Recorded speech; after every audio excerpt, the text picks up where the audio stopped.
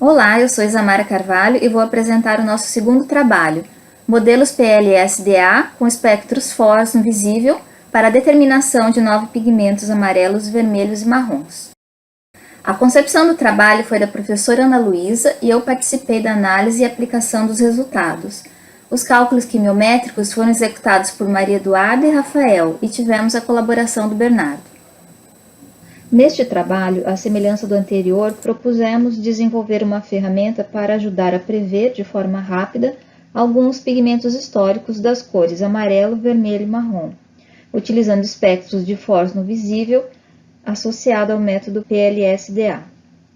E com isso auxiliar no projeto em curso de caracterização da paleta de um livro de horas da Biblioteca Nacional. Assim, apresentaremos brevemente nosso objeto de estudo e como surgiu esse trabalho. O que são os livros de horas? Os livros de horas eram livros de orações para os laicos, para devoção privada. Foram produzidos em várias regiões da Europa no final da Idade Média. Suas imagens são chamadas iluminuras e são produzidas com pigmentos minerais, vegetais e animais, e aglutinantes como ovo, gomas vegetais e colas animais. Temos aqui o livro de horas de cota CF 5011. Ele é considerado a joia da coleção. É uma obra singular por seu conteúdo, iluminação e percurso histórico. Em 2019, foi iniciado um projeto de pesquisa no Laboratório de Restauração da Biblioteca Nacional, em parceria com o IFRJ, com o objetivo de identificar e caracterizar a paleta de cores e materiais desse manuscrito iluminado por meio de análises instrumentais. Para isso, os equipamentos foram levados para o laboratório da BN. Os resultados da primeira fase foram apresentados em eventos, mas ainda não publicados. Nós utilizamos técnicas não invasivas, portáteis e rápidas, como a fluorescência de raio-x, mostrada aqui na figura 2, e a espectroscopia de refletância por fibra óptica, conhecida por FORS, mostrada nas figuras 3A e B. Com esses dados, aplicamos a quimiometria com PCA.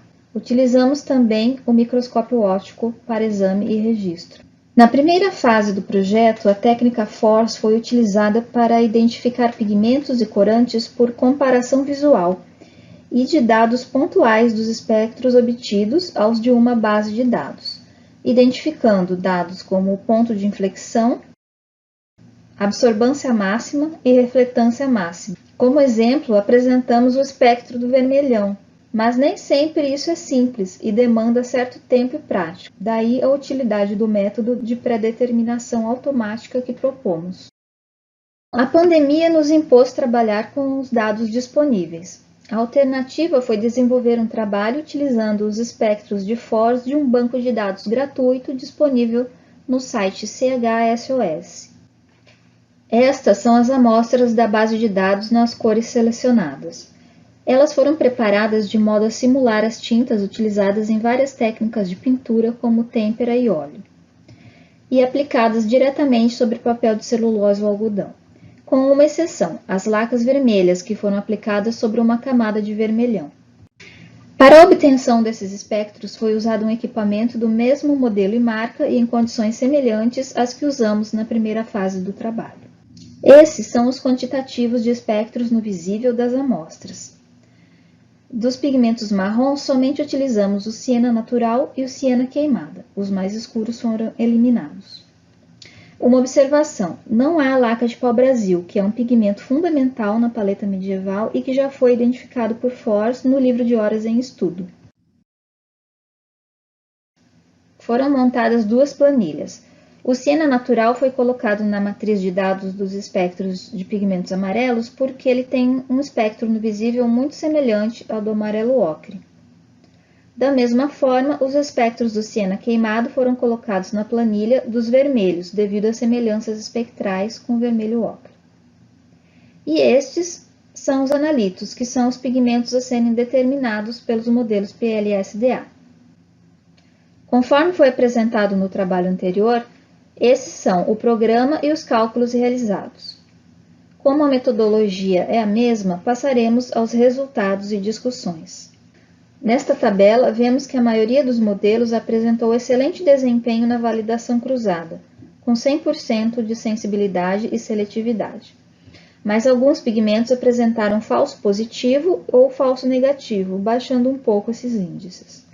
Observa-se que alguns modelos determinaram mais de um analito. O modelo do amarelo ocre prevê também siena natural e o modelo do vermelho ocre prevê simultaneamente o siena queimado, devido às semelhanças espectrais já mencionadas. A alizarina, apesar de ser um corante, foi determinada no grupo do vermelhão e do vermelho de cádmio, pois no conjunto de amostras de calibração, os espectros desses três pigmentos são muito semelhantes entre si. Isso porque, como já foi dito, a alizarina e as lacas vermelhas foram aplicadas sobre uma camada de vermelhão, que causou uma saturação na cor, interferindo nos espectros dessas amostras e, consequentemente, na aplicação desses modelos ao nosso manuscrito, como vamos ver mais adiante. Nessa comparação, vemos que as bandas características das lacas de garança e de cochonilha, circuladas no exemplo da figura A, não são evidenciadas nos espectros sem tratamento ou após tratamento das figuras B e C. E nessa sobreposição, observa-se que estes espectros da alizarina e do vermelho de cádmio se assemelharam aos do vermelhão, o que explica termos um único modelo para os três pigmentos. Neste quadro, temos os resultados das previsões dos modelos de pigmentos vermelhos. Ao aplicá-los aos dados das iluminuras vermelhas e marrons, vemos que o mínio e o vermelhão foram positivos em todas as amostras, com exceção de duas amostras marrons que, em vez de vermelhão, foram positivas para as lacas vermelhas, que por sua vez foram negativas para todas as iluminuras vermelhas. Devido ao que já foi exposto sobre as lacas, podemos excluir esse resultado. Na previsão dos pigmentos amarelos, vemos que os analitos dos três modelos foram previstos tanto nas iluminuras amarelas quanto nas marrons, sendo que o predominante foi o amarelo de chumbo estanho tipo 1. De um modo geral, os pigmentos das iluminuras marrons foram previstos por mais de um modelo matemático. Para melhor visualizar os resultados, apresentamos a PCA das iluminuras amarelas com exemplos de cada um dos grupos. Estas amostras foram positivas para o amarelo de chumbo estanho tipo 1. Já estas foram positivas para o massicote. E estas foram positivas também para o amarelo ocre e siena natural. Então, nós pegamos o exemplo da iluminura R19 e, para confirmar se a previsão foi correta, montamos esta sobreposição dos espectros em que percebemos que está presente pelo menos um desses três pigmentos previstos. Aqui, algumas iluminuras marrons, em que foram aplicados os modelos para os pigmentos amarelos e vermelho. Vemos que os pigmentos vermelhos, vermelhão e mínio foram previstos para as iluminuras A, C, D, E e F. Os pigmentos marrons, amarelo ocre ou siena natural, para as iluminuras A, C, D, F. E o pigmento amarelo de chumbo estanho tipo 1 para a iluminura C. Já para a iluminura B foram previstos mínio e as lacas vermelhas.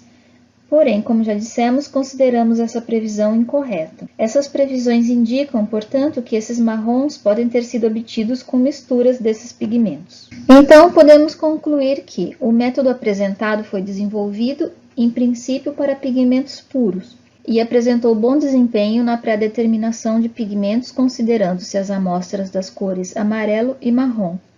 Já para as cores vermelhas, a eficácia foi menor devido às limitações da base de dados utilizada.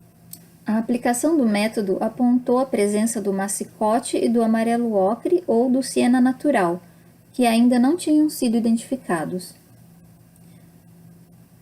É preciso, portanto, fazer correlações dos resultados de previsão com as informações visuais e de outras técnicas analíticas, além do conhecimento sobre a história das técnicas e dos pigmentos, para obter o melhor proveito desse método. Como perspectivas, além das já apresentadas no trabalho anterior, ressaltamos a necessidade de incluir amostras de pau-brasil no conjunto de dados e investigar a presença dos novos pigmentos que foram previstos pelo PLS-DA. Aos nossos agradecimentos, as referências e muito obrigada!